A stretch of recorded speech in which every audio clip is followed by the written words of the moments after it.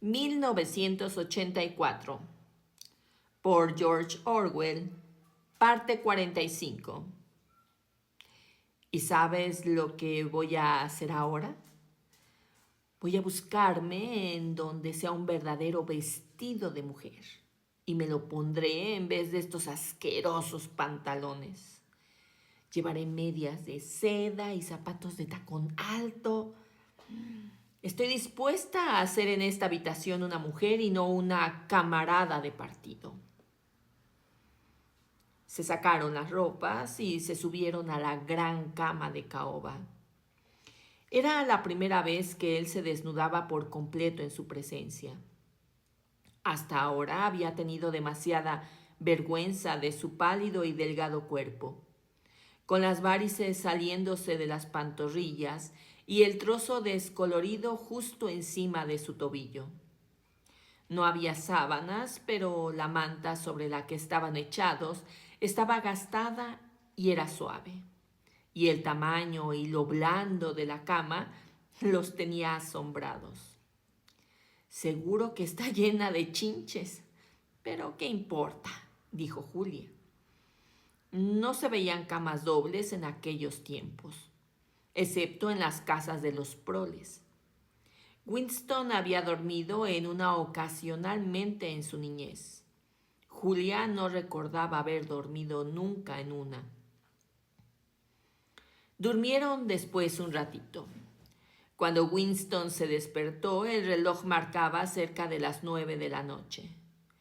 No se movieron porque Julia dormía con la cabeza apoyada en el hueco de su brazo.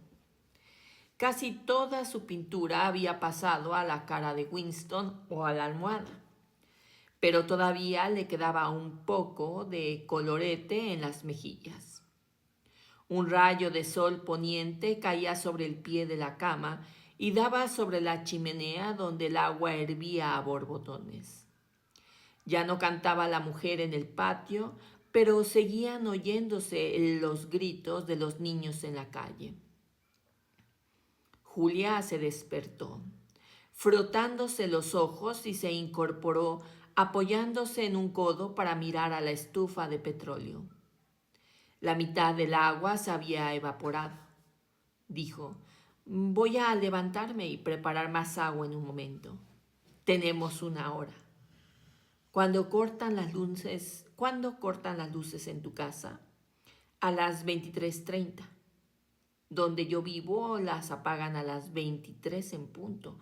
Pero hay que entrar antes porque... Fuera de aquí, asquerosa. Julia empezó a retorcerse en la cama. Logró coger un zapato del suelo y lo tiró a un rincón. Igual que Winston la había visto arrojar su diccionario a la cara de Goldstein aquella mañana durante los 2 minutos de odio. ¿Qué era eso?, le preguntó Winston sorprendido. ¿Una rata? La vi asomarse por ahí. Se metió por un boquete que hay en aquella pared. De todos modos le he dado un buen susto. ¿Ratas?, murmuró Winston. Hay ratas en esta habitación.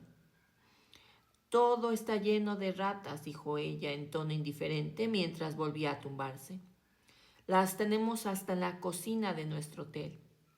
Hay partes de Londres que se encuentran por todos lados. ¿Sabes que atacan a los niños? Sí, en algunas calles de los proles las mujeres no se atreven a dejar a los niños solos ni 2 minutos. Las más peligrosas son las grandes y oscuras. Y lo más horrible es que siempre... No sigas, por favor, dijo Winston, cerrando los ojos con fuerza.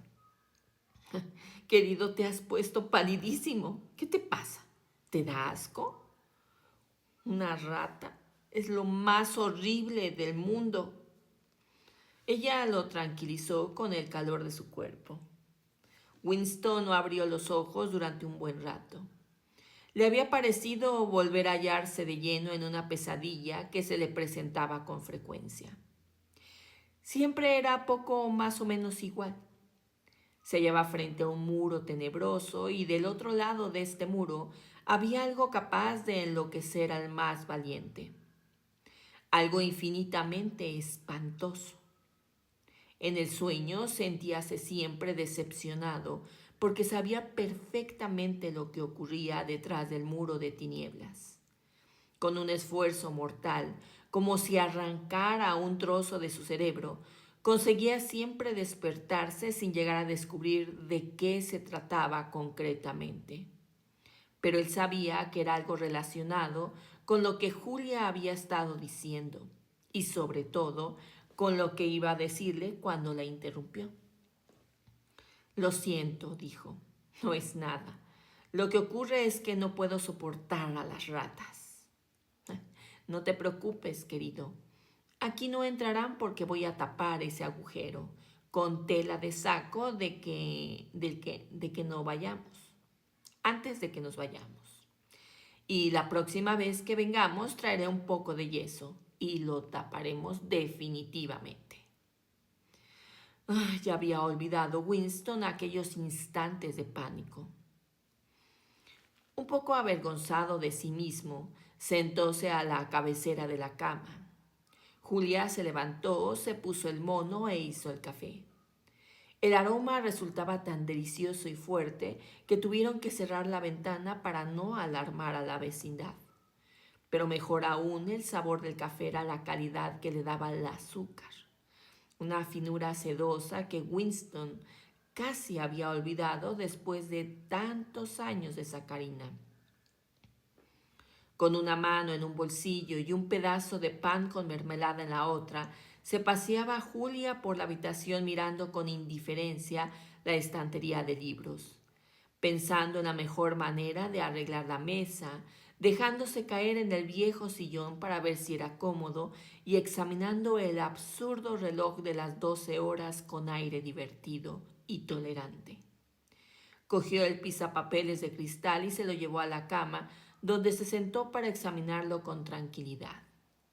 Winston se lo quitó de las manos, fascinado, como siempre, por el aspecto suave, resbaloso de agua de lluvia que tenía aquel cristal. ¿Qué crees tú que será esto?, dijo Julia. No creo que sea nada particular. Es decir, no creo que haya servido nunca para nada concreto. Eso es lo que me gusta precisamente de este objeto. Es un pedacito de historia que se han olvidado de cambiar. Un mensaje que nos llega de hace un siglo y nos dirá muchas cosas si supiéramos leerlo. ¿Y aquel cuadro?, señaló Julia. ¿También tendrá 100 años? Más, seguramente, 200. Es imposible saberlo con seguridad. En realidad, hoy no se sabe nada sobre la edad de nada. Julia se acercó a la pared de enfrente para examinar con detenimiento el grabado y dijo: ¿Qué sitio es este? Estoy segura de haber estado aquí alguna vez. Es una iglesia, o por lo menos solía serlo. Se llamaba San Clemente. La incompleta canción que el señor Carrington le había enseñado volvió a sonar en su cabeza de Winston, que murmuró con nostalgia: naranjas y limones, dicen las campanas de San Clemente. Y se quedó estupefacto al oír a Julia continuar. Me debes 3 peniques, dicen las campanas de San Martín. ¿Cuándo me pagarás?, dicen las campanas de Old Bailey. No puedo recordar cómo sigue, pero sé que termina así. Aquí tienes una vela para alumbrarte cuando te acuestes. Aquí tienes una hacha para cortarte la cabeza. Era como las 2 mitades de una contraseña, pero tenía que haber otro verso después de las campanas de Old Bailey. Quizá el señor Carrington acabaría acordándose de este final. ¿Quién te lo enseñó?, dijo Winston. Mi abuelo. Solía cantármelo cuando yo era niña. Lo vaporizaron teniendo yo unos 8 años. No estoy segura, pero lo cierto es que desapareció.